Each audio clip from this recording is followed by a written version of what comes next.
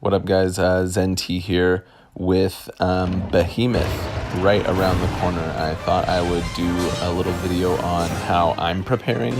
I'm definitely not saying this is the only way to prepare, but it's the way I'm going about it. And I'll get into that later in the video, but for now, damn, I'm excited. That Kane cosplay looks amazing. But anyway, let's get started. So there's a few bits from the trailer I want to pay attention to, and that's mostly going to be some of the comets falling, like right here, and we can also see a few of his other attacks. That lance blocks the meteor right there, an arm swing, lightning, fire, kind of standard normal attacks, and then of course the ecliptic meteor. And this shot right here really gives us a good view of the meteors themselves.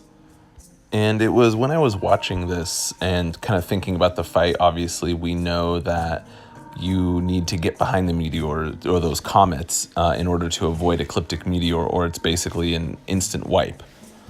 So I started kind of thinking in my head what this fight is going to look like, just trying to go through the kind of like a mental exercise of what it's going to be like, what the steps in the fight are going to be like, and I came up with this.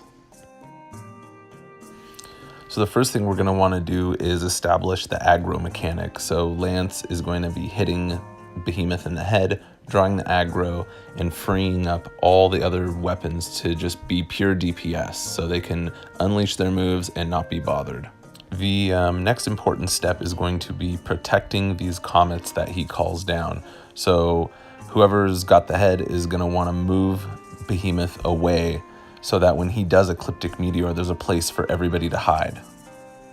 So then when he does ecliptic meteor, everyone can run, hide behind one of the comets, avoid the nuclear explosion, and survive.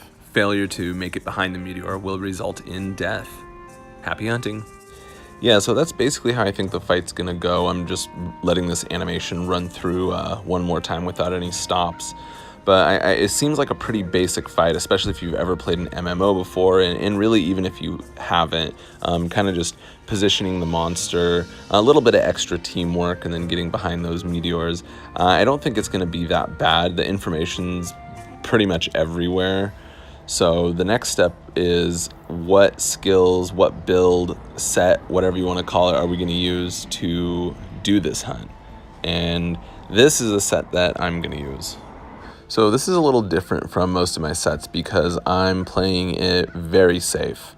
I actually set this up in such a way that I can remove 1 point of crit eye and put in guard up if I need to, thanks to the Empress Greaves beta. But I don't think I'm going to. I think the mechanic of hiding behind the comets is probably going to be better. And I don't even know, they're saying you can't like survive that meteor any other way. So you may not even be able to block it with guard up. So that's, I mean, I just don't know. So I'm not going to be counting on that. But I am taking guard 3, of course. And then as you can see, I'm stacking a ton of sharpness. I don't want, my idea here is that I don't want to be having to sharpen and lose aggro and then cause the rest of the team to have to, you know, fend off the monster where they can't do their job, which is going to be DPS, right? So I've got Master's Touch, I've got the Razor Sharp on the Luna Lance, plus a couple points in Handicraft. I mean, and if his head's a weak spot, I shouldn't be sharpening at all if I'm able to stay on his head the whole time. And that's the goal. Like, I never want to have to stop to sharpen here. And then the health boost is there just as a safety net, just because this is going to be more of an online hunt similar to Kulv.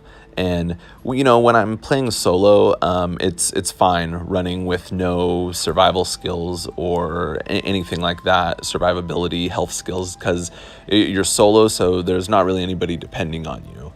But when you're in a multiplayer hunt, I think it's better to cater your sets towards that.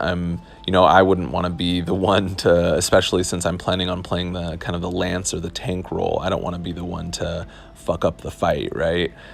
For everybody else, just because you've got 3 other people with you. So especially in multiplayer, it's a team effort, you know, or at least Capcom's billing it that way.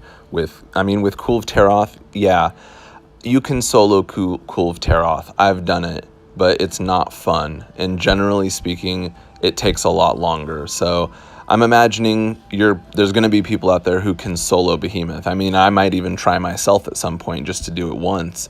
But for the most part, a hunt like this, I mean, that's just, if it starts to get to the point where it's tedious, I'm out. So I like this idea of having more of a focus on multiplayer with these event hunts, because for the most part, all the monsters are easier solo, which sucks because of all the Monster Hunters I've played, this Monster Hunter is the Monster Hunter I play least online. I've logged more time solo in Monster Hunter World than in any other Monster Hunter. I think For You was probably the Monster Hunter that I spent the most time online. It felt like it helped, where in this game, sometimes, I think everyone's been there, where sometimes multiplayer can feel like a little bit of a handicap. But hey, with a hunt like this, where it's geared towards multiplayer, where it's actually going to take longer to do it solo, I think it's not a bad idea to kind of start catering your gear and your sets towards that.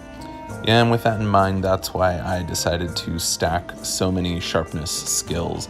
I really want to avoid having to sharpen, of course, guard 3, so I can block the attacks, and health 3, just there as a cushion, because I'm not sure what kind of attacks he's going to be doing, or maybe the timing on them, and I don't want to get hit by them, it'll probably happen. So that's there as just a little bit of a buffer. And then, of course, health aug on the lance, which just makes life easier in general.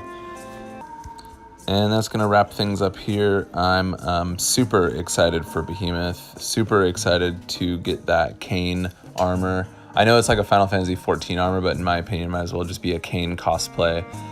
But anyway, thanks for watching and happy hunting.